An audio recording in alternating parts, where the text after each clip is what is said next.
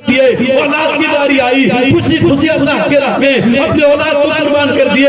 وعلى آله وصحبه أجمعين. أما بعد فأعوذ بالله من الشيطان الرجيم. بسم الله الرحمن الرحيم.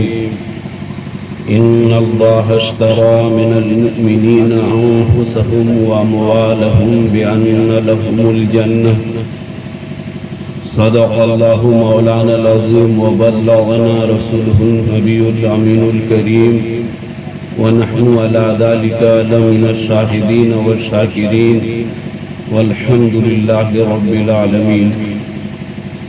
مولاي صل وسلم دائما أبدا على حبيبك خير الخلق كلهم.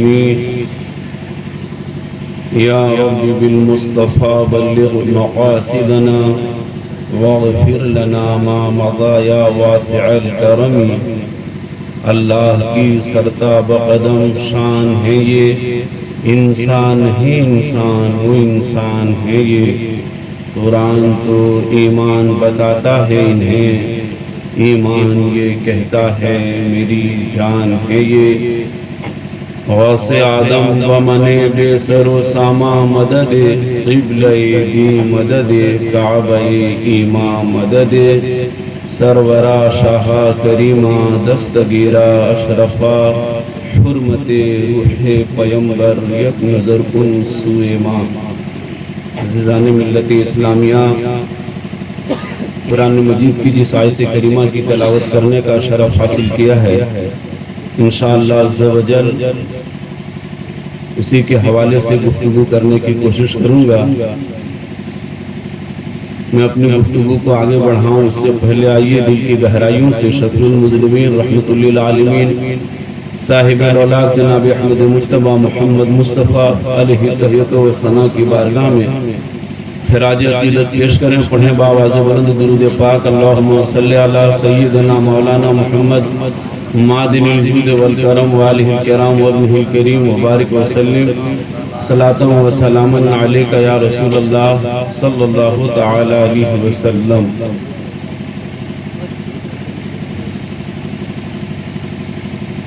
اللہ کریم ارشاد فرماتا ہے، ان اللہ اشتری من المؤمنین انفسهم واموالهم بان لهم الجنہ،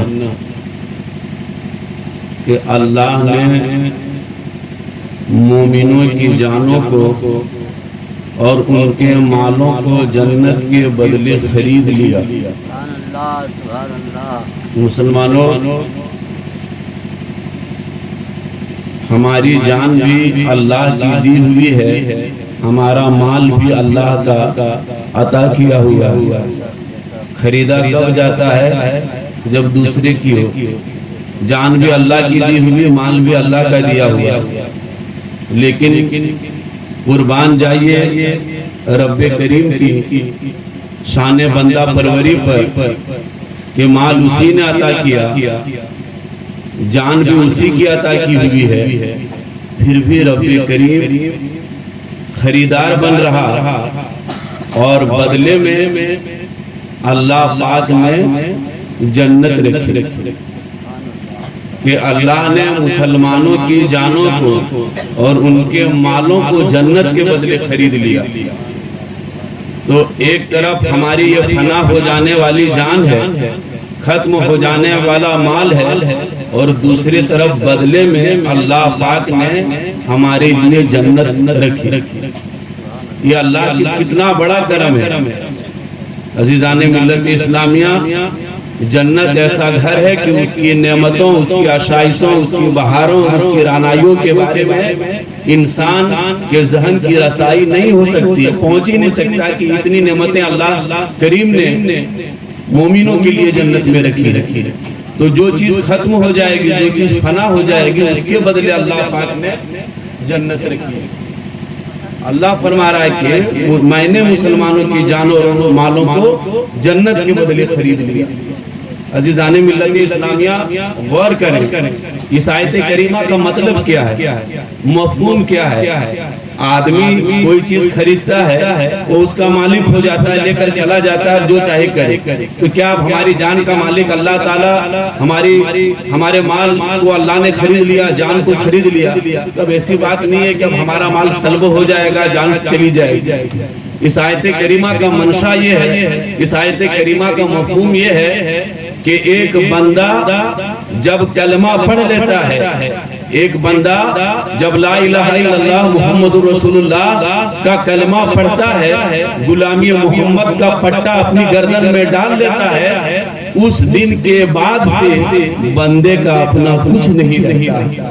بندے کی جان بھی اللہ کے لیے، اس کا مال بھی اللہ کے لیے، بندے کا جینا بھی اللہ کے لیے، بندے کا مرنا بھی اللہ کے لیے۔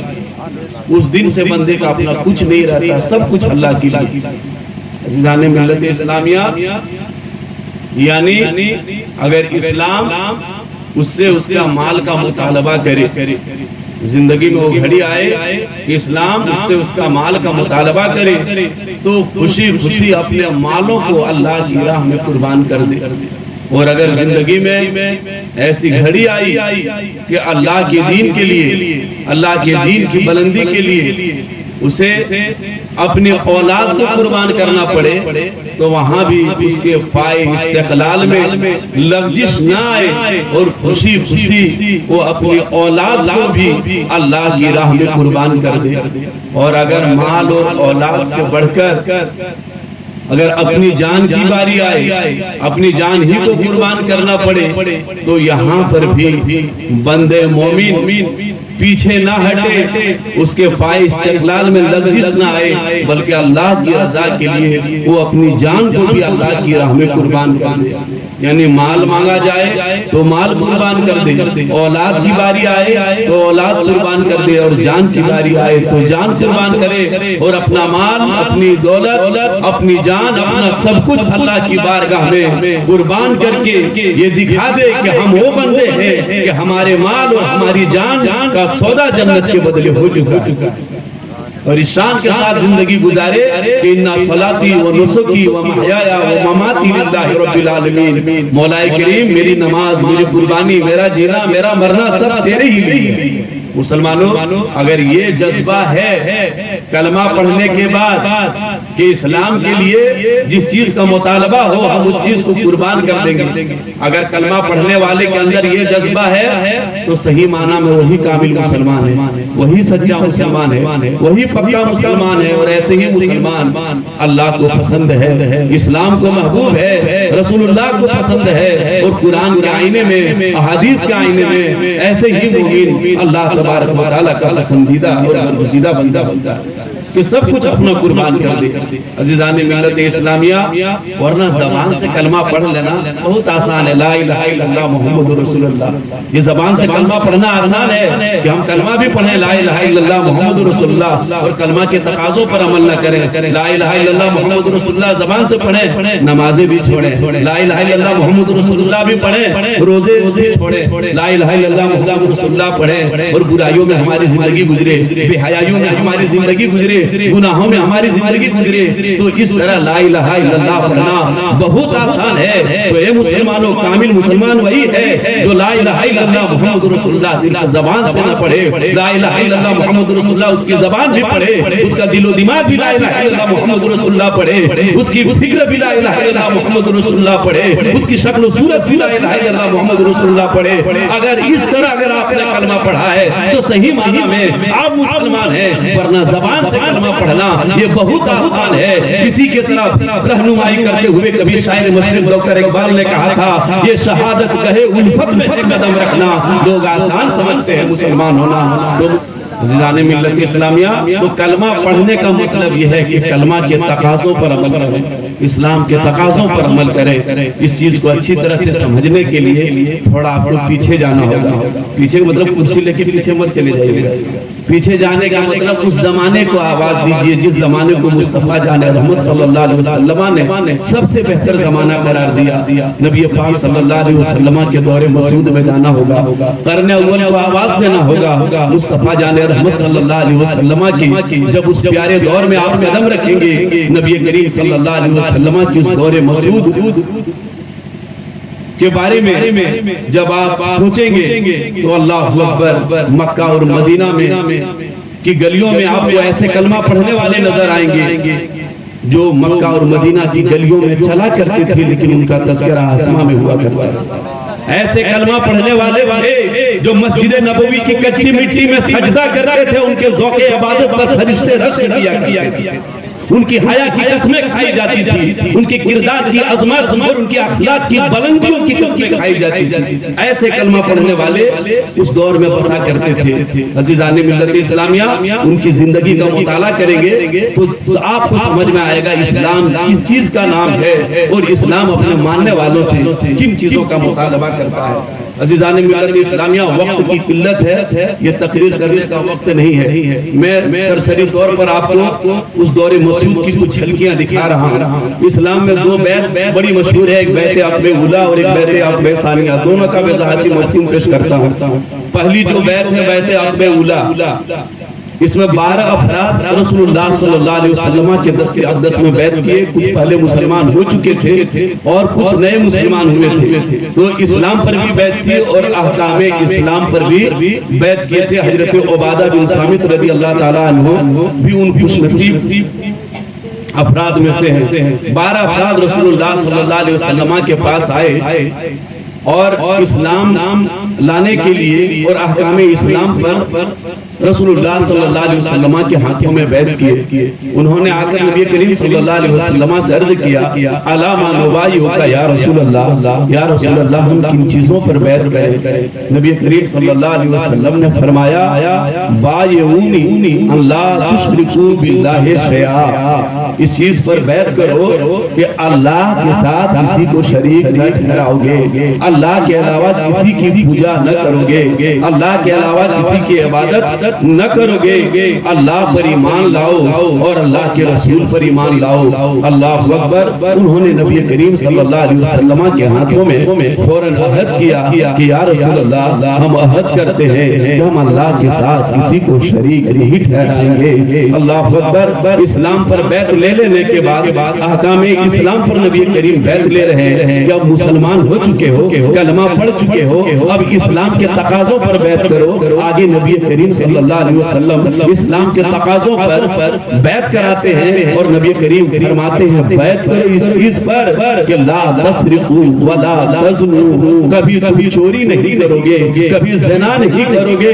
ولا تاتوا ببہتان تفترونہ من بین ایدیکم وارجلکم، اس چیز کا تم مجھ سے وعدہ کرو، تم کلمہ پڑھ چکے ہو، مسلمان ہو چکے ہو، کسی کی غیبت نہیں کرو گے، کسی پر بہتان نہیں لگاؤ گے، ولا تقتلوا اولادکم، اور تم اپنی اولاد کو قتل نہیں کرو گے، ولا تعصوا فی معروف، اور کبھی میری نافرمانی نہیں کرو گے۔ اللہ اکبر۔ وہ مسلمان ہو چکے تھے، مسلمان ہونے کے بعد نبی کریم صلی اللہ علیہ وسلم نے ان چیزوں پر بیعت لی کہ تم مجھ سے وعدہ کرو کہ کبھی ہم چوری نہیں کریں گے، زنا کے قریب نہیں جائیں گے، ہم کسی کی غیبت نہیں کریں گے، اللہ اکبر، ہم کسی پر بہتان نہیں لگائیں گے، ہم اپنی اولاد کو کسی کے ڈر سے قتل نہ کریں گے۔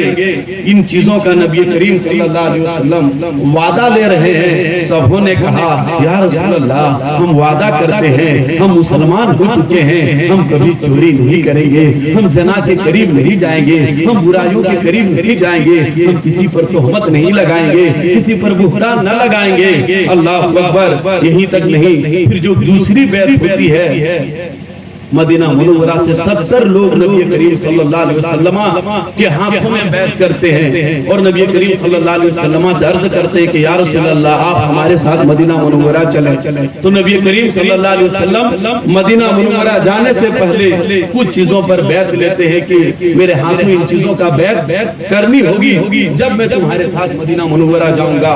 اللہ اکبر۔ اس دوسرے بیعت کا سماعت کریں. نبی کریم صلی اللہ علیہ وسلم کے ہاتھوں میں یہ 70 افراد نے یہی کہا الامان وایو کا یا رسول اللہ کن چیزوں پر ہم بیعت کریں. نبی کریم صلی اللہ علیہ وسلم نے فرمایا وایونی علی السمع والطاعت فی النشاط والکسل وعلی النفقۃ فی العسر والیسر وعلی الامر بالمعروف والنہی عن المنکر. تم مجھے مدینہ اپنے ساتھ لے کر جانا چاہتے ہو اس سے پہلے میرے ہاتھ میں بیعت کرو کہ جوش و نشاط کا عالم ہو یعنی خوشیوں کا ماحول ہو اس وقت بھی تم میری فرما برداری کرو گے.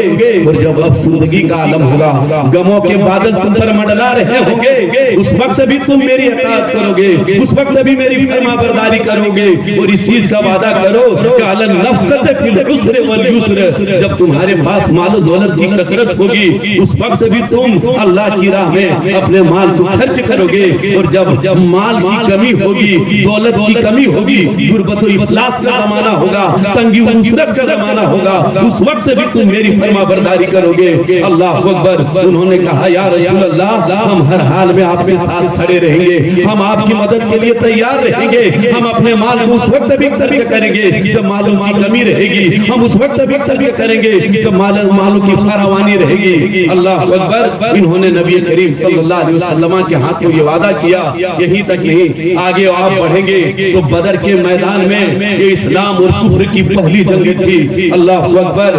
حضرت مقداد رضی اللہ تعالیٰ عنہ تمام صحابہ کی جذبوں کی ترجمانی کرتا ہوا رسول گرامی وقار صلی اللہ علیہ وسلم کے پاس آیا اور عرض کیا کہ یا رسول اللہ ہم مسلمان ہو چکے ہیں ہم آپ کے دین پر ایمان لا چکے ہیں ہم نے آپ کی غلامی کا پٹا اپنے گردن میں ڈال لیا ہے تو یا رسول اللہ ہم قوم موسیٰ کی طرح نہیں ہیں جو کہیں گے اذهب وانت فقاتل آپ جائیں اور اللہ کی راہ میں جہاد کریں بلکہ ہم وہ قوم ہیں کہ ہم آپ کے ساتھ لڑیں گے آپ کے دائیں سے بھی لڑیں گے آپ کے بائیں سے بھی لڑیں گے آپ کے پیچھے سے بھی لڑیں گے آپ کے آگے سے بھی لڑیں گے.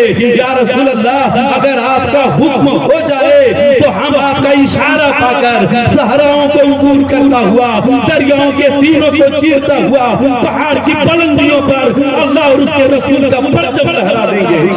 نعرہ تکبیر اللہ اکبر.